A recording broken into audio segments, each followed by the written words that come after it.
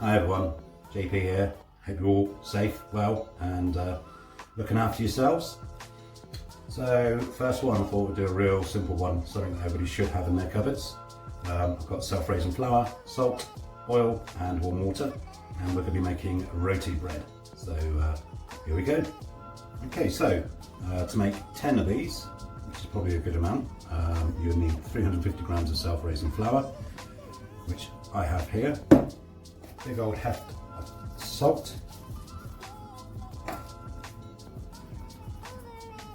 and then 2 tablespoons of oil. Looking like I'm doing plus by using olive oil, this is all I can actually get hold of. Ideally you just want some of the vegetable oil, rapeseed oil or anything like that, nothing too strong, but we're going with this. 1, 2. Just stir those together. Just mix it in. Can't really see anything going on, just boiling these ingredients together. And then you need your oil, flour and salt. So once you've got that mixed in together, you take your lukewarm water, not too hot, and a little bit at a time, just add a little bit of it in to mix through. You might not need all of the water. So at the moment we're going between 180 and 220 ml. If you've got any problems with any of these weights and conversions and things, you don't have scales in your home, we can start working on things like cups. Just give me a shout out and we can certainly work something out for you. So it's slowly starting to come together. You see it forming nice lumps. Make sure you go with flour and other ingredients from the side. And what you're looking for is a dough, not too sticky, but certainly not dry. So really start working it in. When you get to this stage, when you've got clean hands, which I do, sanitised a minute ago, start working it through.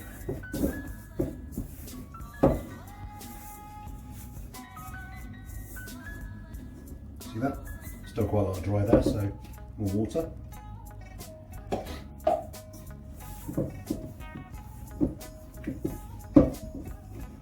Work it on it.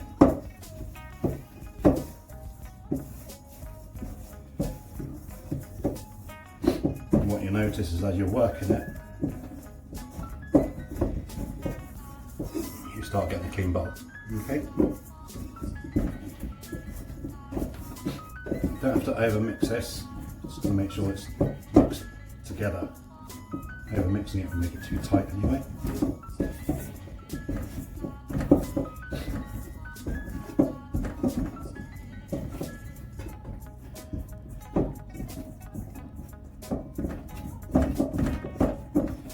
There you have it, your dough.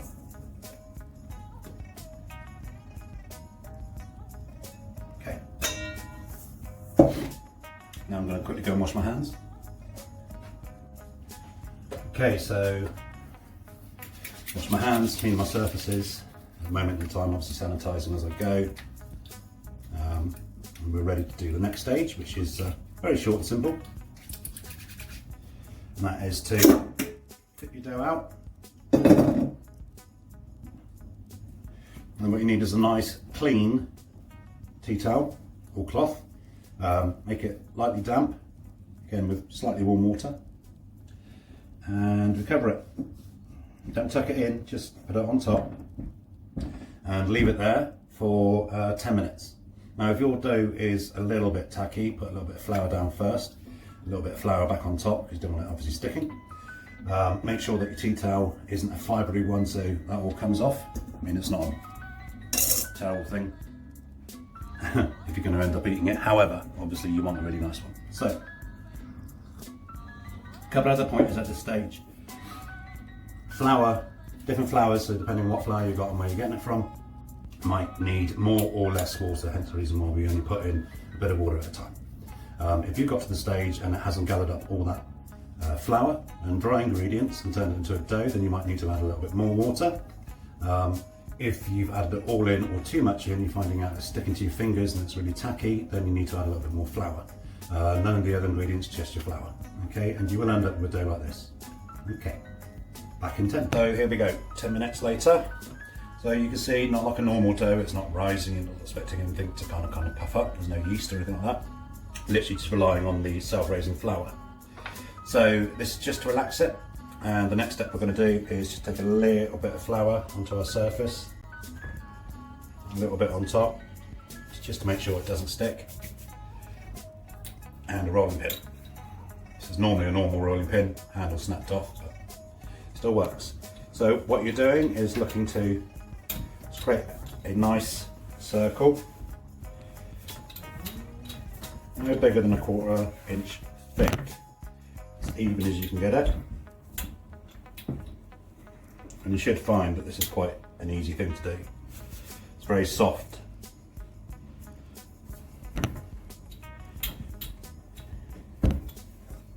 Make sure you're going in all directions to get it as round as you can. Don't forget, this is home cooking, so to a certain extent, you know, as long as you follow the basic rules, other things won't matter too much. It's not going to turn into an absolute disaster. However, if plenty of you say it does become a disaster, I'll put up a disaster helpline. Meanwhile though, obviously you can message me on all my social media platforms, and fairly soon you can get in touch with the podcast. Okay, so that's my bread ready to go. So next step is you can either bring it from here or from there, but the idea is that we're going to roll it into a little sausage. Doesn't have to be too tight, but not too loose. If you find it being a bit too loose, all you do is just gently pull it back in on itself, just to tighten, and then another little roll. There we go. Push your ends in so all your dough is nice and even.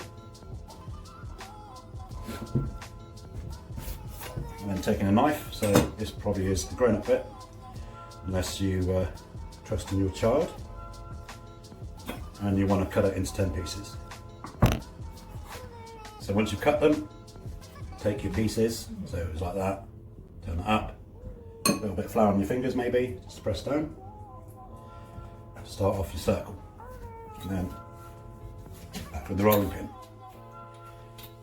You want these to be about 6-inch rounds. If it feels a little bit stubborn at this point, a little bit tight, and it might be a good idea just to let it relax for a couple of minutes first.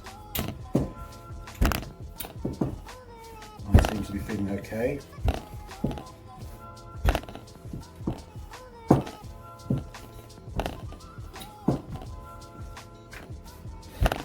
The idea is that this is going to end up being nice and thin. And again, I don't want anybody out there struggling with this and then looking at the video and thinking, well, he's making it look easy. I've had to practice. You guys just starting your practice now.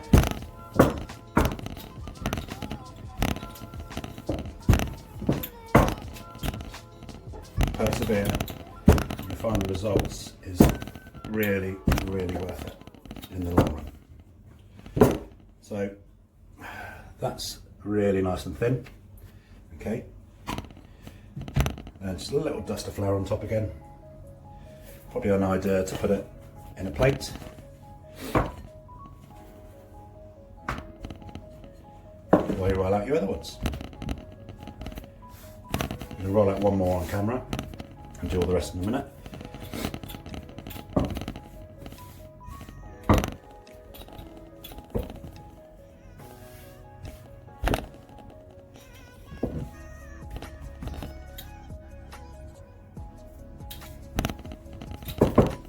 So if you guys got any other dishes that you would like to see me do, based again on things that you've got in your cupboards, please just send me a message.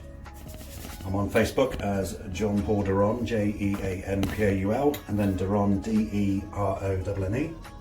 Yeah, become a friend. Also got now a page on Facebook for the upcoming pod/vidcast and website, which I'm still building with a broken laptop, so it might take a little while. and that page is jpsfoodpod, all one word. I'm currently setting the podcast up on an app called Anchor, which is available on iPhone and Google stores. Beautiful. Also on Instagram as Somerset Chef, and also on Twitter as Somerset Chef. So again, come and say hello. Please join in, make yourself known, like and everything else, and we can go from there. So I'm on my last one now, and then what we're going to do is we're going to cover it with that damp cloth again. Redampen it if you feel you need to. We'll let it rest for 5 more minutes. At this stage, you need to get a skillet pan or a frying pan or some kind of non-stick, and get it onto a low to medium heat. You don't want it getting too hot, so keep an eye on it. If it seems to be getting too hot, either turn it down a bit or take it off heat for a few minutes. But it is quite important that it does get nice and hot for the magic to work. So once you've mastered these, I've got a whole series of ideas which I will publish on site at some point. So a couple of ideas is that you can add into your dry mix, so your flour and your salt. You can add in some coriander, some parsley, some mint, all chopped up, just roughly thrown in, and that can go towards an Indian dish. You can then also do something I want to probably show you in a later stage, but you can do a dry iron s'mores flatbread, which is a bit of fun. It's involving your kitchen iron, which if you're interested in that one, I'll give you some hints and tips on that. Also, once it's cooked, you can kind of, as a leftover, turn them into like crisps, which works really well for dips and things like that, which things like curried hummus, which will be going on live at some point, so we can get hold of some chickpeas, and other things like that. So there's loads of things you can do with this basic item of things that you've got in your cupboard, which we've now turned into a little flatbread, which we're in a minute going to start cooking. So 5-minute rest. Any other ideas that you guys have, please get in touch. And if you want to know more, please get in touch as well. Okay, so we're at the cooking stage, so my pan's nice and hot. I'm going to add a teaspoon of oil. Then I'm going to add my first flatbread, putting it in and then placing it down away from you.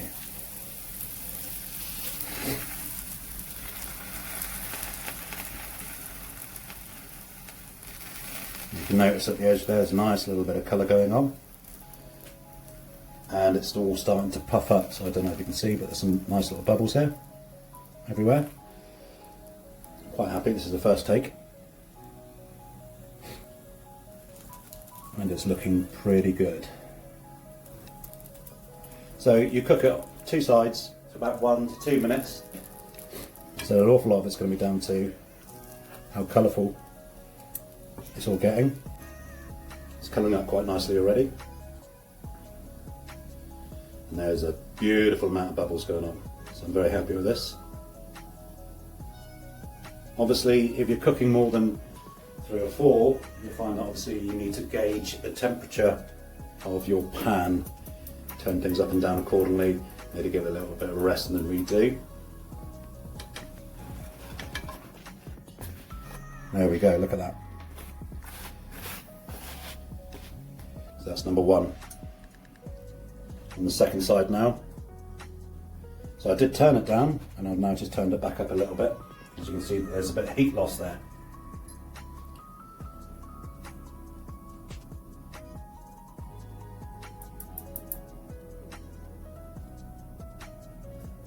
But these are great, and the great thing is, like I said, it doesn't take too long to do. I've only been off camera for 15 minutes while the proving went on, because I think for the first inaugural video that would have been quite boring, me just stood there. So also, I'd love to know what you guys are doing during this course of self-isolation, either by yourself or with families. And I genuinely mean, please do get in touch with regards to anything to do with food that might help. But if you just want to talk, or you just want to let me know how you're doing, or give some ideas for other people as to what it is that you are doing to help pass the time, that would be amazing.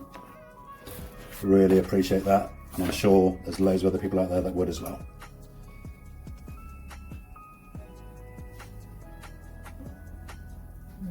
Okay, so that's the first one done. Let's have a little look. Beautiful. If you can see that, beautiful colours there. And then you just lift it out, pop it on a plate, and get your next one going. But again, I'm probably going to have to shout now.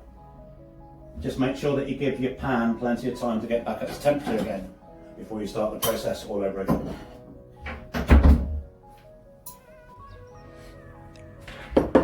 So there you have it. You should have something like this. Beautiful. So you can either eat them while they're hot, or you can have them later on when they're cold. A couple of ideas for you. So while they're hot, you can brush it with warm butter or coconut oil. Nice flavours. You can top it then with fresh herbs if you didn't want to put it into your mix. Cracked pepper, sea salt, things like that. You can spread it with something, say like pureed apple. You can put on sliced bananas and chocolate spread. You can put on cream cheese. You can pretty much do whatever you like with these. You could also make, once they're cold, like a little mini pizza. Pop it under your grill. Just obviously make sure it's low and slow. And then for the last minute, crank it up to really get your cheese kind of bubbling. So that's it. I hope you like it. Seriously, if you've got any comments you want to add, or if you just have some ideas for the next cook, get in touch. Stay safe, stay at home. See you next time.